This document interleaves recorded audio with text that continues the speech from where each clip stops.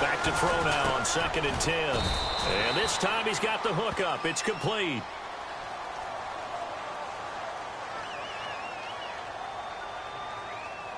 Holding offense.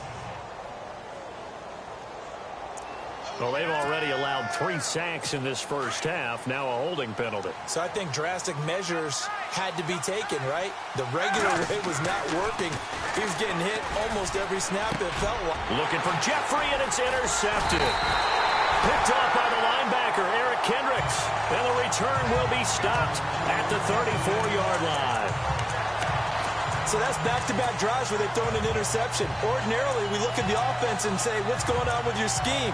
Maybe we should look at the defense and just give them a whole lot of credit. They've got them frustrated right now. Well, before the possession switches here, I had written down that I wanted to talk about some of the awards this past season in the NFL. We know that he's going to be wrapped up and driven down. The amount of sacks that they've absorbed in this game is absolutely extraordinary. Let's just face it. This offensive line, flat out, cannot handle this pass rush. It's been demonstrated time and time again.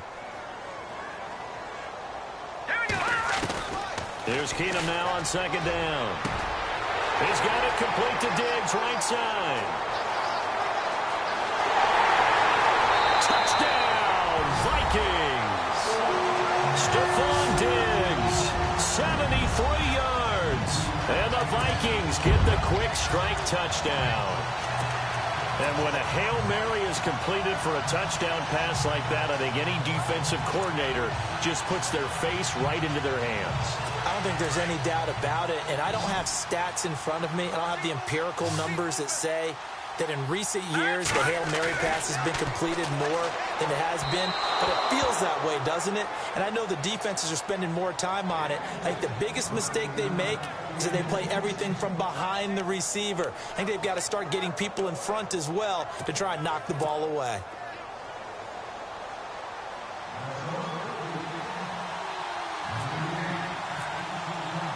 Forbath out to kick this one away. That'll be taken in the end zone. And the decision to bring it out will cost him about 5 yards as he'll get this only back to the... Want to give a hat tip real quick, Charles, to J.J. Watt before the possession switches here. Walter Payton, NFL Man of the Year. They totaled up how much he helped raise for her. The Vikings after him, and they get there for the sack. Anthony Barr coming on the blitz. He gets him for a loss of 7. The amount of...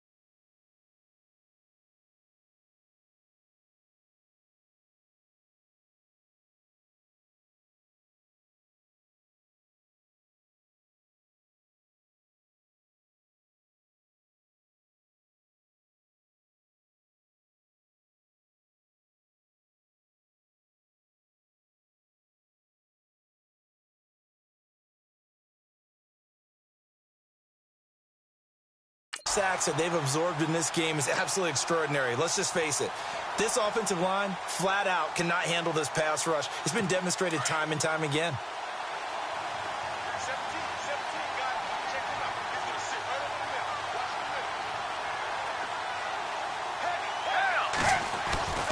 Now back to throw. Jeffrey reels it in over the middle. And they're able to bring him down at the 20. The reception good for 7. It's third down. That was a nicely run slant route, and what the receiver's trying to do is make the defender think he's going upfield for a deeper route and then breaks it off, usually after about 3 to 4 steps, and cuts towards the middle of the field. And now what he's trying to do is use his body to keep the defender away from the football and get the quarterback a really nice target. And Selleck here, left side. And he's going to have the first down, yardage to the 35. It's a pickup of 15 and a fresh set of downs. As far as tight ends go, this guy's not a speed burner. He's much more of an inline blocking type of a tight end. But how about this last play? Made a nice catch and picked up the first down. That's what impresses me about him. When he's called upon, usually gets it done. And he finds his tight end, Selleck. And he'll get up to the 43-yard line. Give him 9 there on the first down completion. Seeing that play and understand just how tough it is to cover tight ends, especially the ones running around the NFL nowadays, makes me glad I didn't make it in that league. I would have had a really difficult time. But now you get to sit up here with me. Yeah, and that's fun, isn't it? And what a really nice game right there on first down for them. Brings up a nice second down for them. They pick up 12 on the play there, and they move the chains. Well, this is how you shape the thoughts of that interception on the last drive. You come out and start this one 4 for 4. And watching him throw it around with that type of confidence reminds me of a guy I played with way back when who told me, I don't care if I throw 10. And no escaping this time as he'll go down. They got him for a sack. Daniil Hunter in there to bring him down for a loss of 7. The amount of sacks that they've absorbed in this game is absolutely extraordinary. Let's just face it. This offensive line, flat out, cannot handle this pass rush. It's been demonstrated time and time again. 2 minutes to go here in the first half. More from Minneapolis after this. In just 2 minutes' time, don't forget we'll get you to Orlando for our halftime report. To bring it to you, who else but Larry Ridley? Now that man knows his football. Go get him, Larry. They'll set up the throw. He lost 2 there, and it's third down.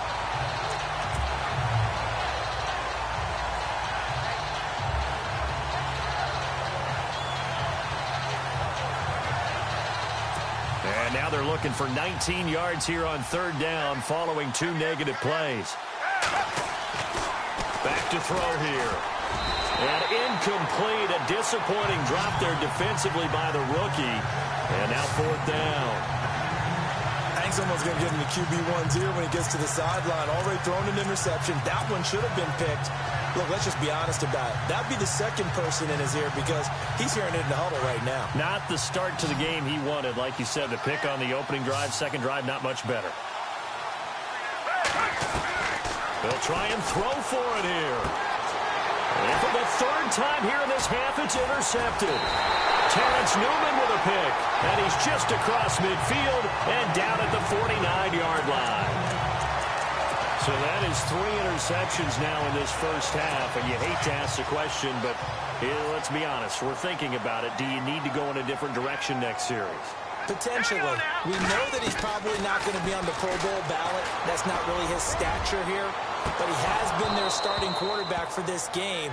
So they've got to weigh things about who's behind him. Do they think he can snap it back into gear? Maybe change up the play calling to help him out a little bit. I know our vantage point might be a little bit better way up here, but that looked like an ill-advised throw to me. I didn't see anything open, and this play just didn't look right from the beginning. It did not. I thought he might get outside and just chuck it away. Dangerous pass, incomplete. Lets it fly for Thielen. And they went for a big play through the air on second down. Couldn't connect. Now it's third. Feels like they're getting caught in between here because they didn't completions on first and second down. Now you got to worry a little bit about the clock because you prefer not to give them another shot here in the first half. But if you don't pick up the first down, guess what? You're likely going to have to. Throwing is Keenum on third down. And for the third time here in this half, it's intercepted. Picked up by Jalen Mills. And the return this time will go out to the 42-yard line. And that's That's a great example of ball skills right there, partner. You and I do a lot of games, and I can't tell you how many guys look to run with the football before they've intercepted it. So that's a nice job of focusing on the task at hand and coming away with the interception. Before the offense changes hands here, let's look back to the Super Bowl February 5th. What a game. I know you were there calling it offensively, though. Impressive on both sides. It certainly was, and let's face it, if you're in Minnesota, it's cold outside, but you talk about the offenses, they heated up in a big way. And how about Nick Foles? The backup quarterback turned MVP. 373 yards, 3 touchdowns, and, of course, the big one receiving on the Philly special. Quite a story. As you and I were talking about off air, it was just a fluid game. Not a lot of penalties, just really clean play. Exactly the type of game the NFL needed for the audiences at home watching the game and, of course, people in attendance. A really well-played game.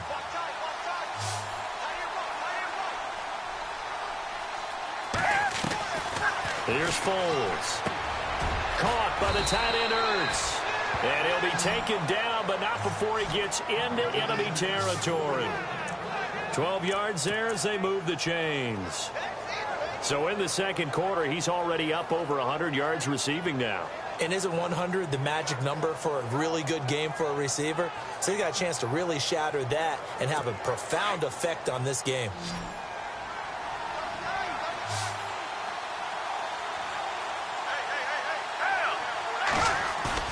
Now a play fake here on first down. And no escaping this time as he'll go down. They got him for a sack. Daniil Hunter in there to pick up his second sack now of the afternoon. I'm starting to wonder if this offensive line just simply doesn't like him.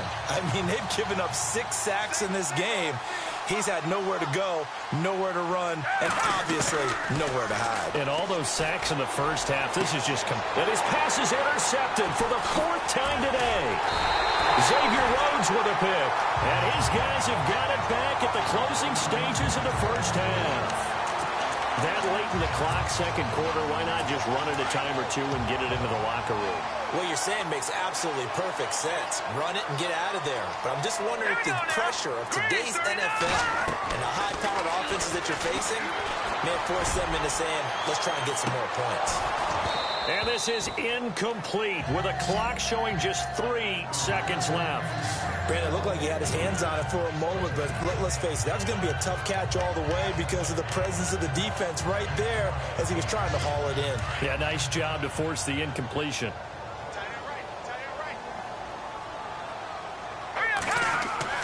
The final shot before half for Keenum.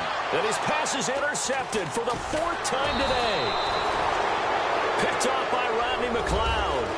And he returns it into enemy territory down to the 45-yard line. A lightning-quick halftime. These guys hardly made it to the tunnel.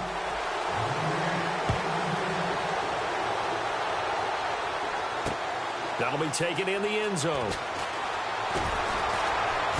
And the decision to bring it out is going to cost him about 7 yards all told as he's taken down back shy of the 20.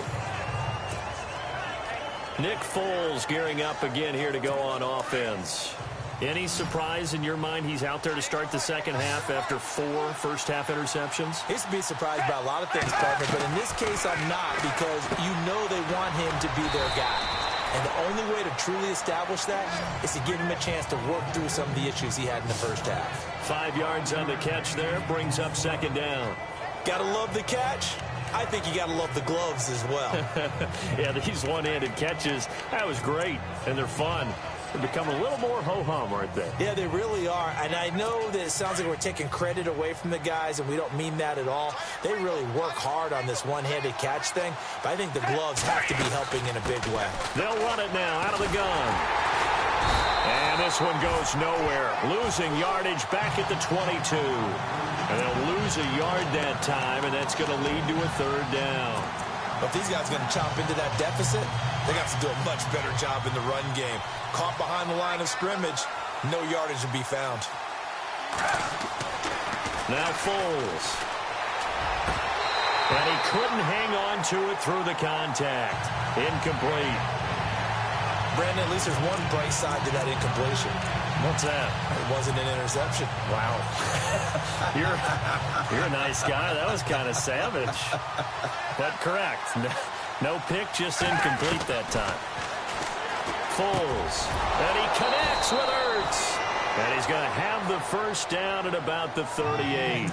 Give him 16 yards on the play. And on fourth down, they're able to convert and move the sticks. We always hear about guys wanting to make plays that quiet a crowd. Yeah. After that one. Here in the third quarter, they were hoping to get the stop, get the football back. Not the case. What a completion on a fourth down play. And out of bounds on the other side of midfield at the 45. 17 more yards on that one as they keep the drive rolling. Well, that certainly looked like the Torrey Smith we knew in Baltimore. A guy who can just run past defenses, and what do they say? Take the top right off of them. Game-changing speed, and the days in Baltimore good, days in San Fran not so great, but now hoping to get back to his former self. I would say they have an extremely motivated wide receiver in Torrey Smith. 7 yards on the pickup there, and it'll leave him with a 2nd and 3. Not too many offenses want to turn down long drives, but when you're down what they are, they've got to pay it off with some points.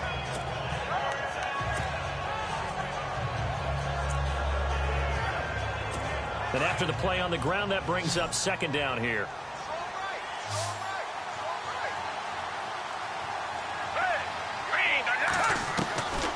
Now a shotgun snap as they'll look to throw. Ertz over the middle. And he works it to the 30-yard line here, right at the 30.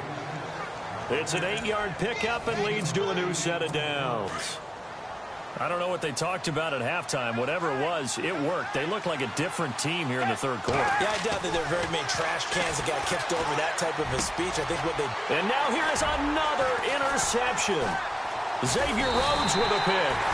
And this one will be brought back to the 22. Thought they had something going there to break that goose egg here in the second half, but to no avail. Hope was alive until that interception. What a terrific play, taking the ball away after it looked like they were starting a drive. And now that shutout still. Pressure comes, and down he goes. The Eagles get there for the sack. Timmy Jernigan continuing to fight downfield. The big tackle gets him for a loss of 11. The amount of sacks that they've absorbed in this game is absolutely extraordinary. Let's just face it. This offensive line, flat out, cannot hit. Oh, the pressure too great, and he goes down once more. Timmy Jernigan in there to get him his 2nd sack now of the afternoon. Okay, let's go back a little bit and see if my schooling comes to the front. What's that old saying? Those who forget the lessons of history are doomed to repeat them. That's the same guy who's gotten back-to-back sacks. I think a double team may be in order. And incomplete. The contact made the ball roam free and brings up 4th down. And now the Eagles going to signal for a timeout. It's just their first, so 2 remaining as they burn one here in this third quarter. Well, we quit counting yardage on that one, didn't we? That was truly 3rd and a mile, wasn't it? It was. I thought they might just go underneath, but they didn't. They wanted to get the first down there. Yeah, they tried to pick up the huge chunk unsuccessfully. I'm with you. I would have tried to take some yardage just to gain some field position. They're going to try and throw, and he's going to let it go deep. And my goodness, another interception. Picked off by Malcolm Jenkins. And they are going to set up shop at the 32-yard line. Charles, when plays like that work, it's a thing to behold, but sometimes we see why they're buried deep in the playbook. And how many times have we been at practice and heard all the other guys chirping about, you know, I used to play quarterback in high school, I can do this, until it becomes a game situation. Not quite the same in mid. Touchdown, Philadelphia! Zach Ertz, 32 yards. And the forced turnover on defense leads to 6 points. That's a score you felt they had to have here in the third quarter to get back in this game. And you know that there's an emphasis on their side. Hey, we know this. We know where we are. But sometimes that binds you up so much that you try too hard, you don't get the score. A perfect combination of urgency, yet relaxed enough to get it done. He hits the big target for the 2-point try. Defenses hate those guys, especially around the goal line. It's hard to decide who you're going to put on him. Are you going to put a smaller corner on him? Are you going to put a safety who doesn't have maybe the same coverage skills? How about a linebacker? He may have the size, but he's not used to really covering in space. That's why the tight end gives you such a great advantage when you're throwing the football. And the decision to come out is going to cost him 5 as he's taken down right at the 20. And now out comes Minnesota. And following the interception, just any interception, are you a little bit more cautious when you start that next drive, or no, you just throw that out the window? I think you are. I don't think that there's any way you can run back out there and go, totally didn't affect me. Let's just go ahead and be loose with the football again. You're going to take care of it, but you have to be careful about being too cautious because now you can't run any offense at all. Still want to attack. We'll see how they attack them here. Well, the numbers have been good in the passing game, and certainly a big reason why they have the lead. But now here, third quarter, maybe go to the run game a little more? Yeah, perhaps. I mean, after that incompletion, a little credit to the defense for shutting them down on that play. Maybe you try and run the football a little bit more in this spot. They have to feel good about how they've been throwing it overall. Sometimes the coverage is so good, no matter what you're doing on offense, you just can't shake anyone free. They try their best to find someone open, but they took away every passing alley, every angle, and shut the play down. That's incomplete, but there is a flag down, so hang on. A big call coming on third down. Offside. Defense. And that one was relatively easy to see. I noticed that from up here. Yeah, it doesn't take a whole lot, does it? Sometimes you get multiples. What I always love on these offsides is when each side points at the other. Hey, you did it. No, you did it. They deciphered that one correctly. Over the middle, complete. It's Morgan. And he gets it to the 32. Good enough for a first down. They get 6 on the pickup there as the drive will continue. Many different ways to create space, but on that play, he did it with that big, wide body of his. Didn't get a whole lot of yardage on the play, but it did what it was supposed to. Pick up a first down. And Rudolph has it, the tight end. And he's taken down, but not before he gets this into enemy territory across the 40. He got 29 yards that time. Looked like the screen pass was taken away there, but what a nice job improvising, finding other options, and completing the pass anyway. On 1st and 10, Keenum. He's going to air one out. He's got his man. It's taken in for a Viking touchdown. Jarius Wright, 39 yards. And the Vikings are going to add on to their lead. And he's a little bit on the shorter side as a receiver. Maybe sometimes for the defense, tough to find the little guys, right? Yeah, sometimes they get lost in the traffic, but usually what it means is that rather than just winning with height or even speed, they use their quickness to find a way to get open. Well, tall, short, wide, skinny, whatever, there it results in a touchdown. Forbath out to kick this one away. This fielded a few yards into the end zone. And the decision to bring it out will cost him about 5 yards as he'll get this only back to the 20. Now Philadelphia ready to get going on offense again. I guess they have to feel a little gratified to at least get on the board last time, but still work to do. No doubt about it. I wonder now if they're going to try to increase the urgency a little bit, maybe pump up the pace, maybe go 2 minute. Who knows? Let's see what they decide to do.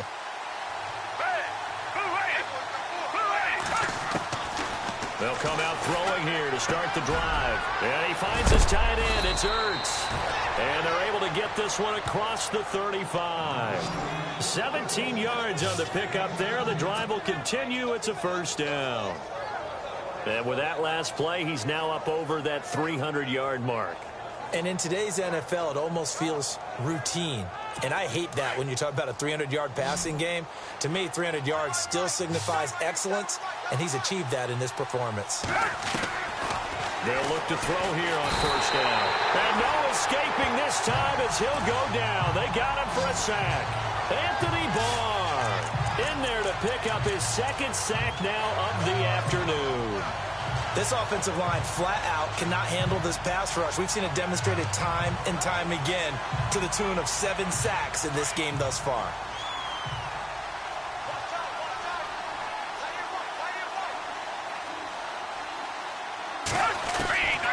From the shotgun, he'll look to throw. And he finds a man with a crossing route. And they're going to get this one all the way out across the 45. And a nice gain of 21 yards. And that's one of his advantages of a passer, is it not? With his height, setting back there in the pocket, firing it over the middle. He can really see everything clearly.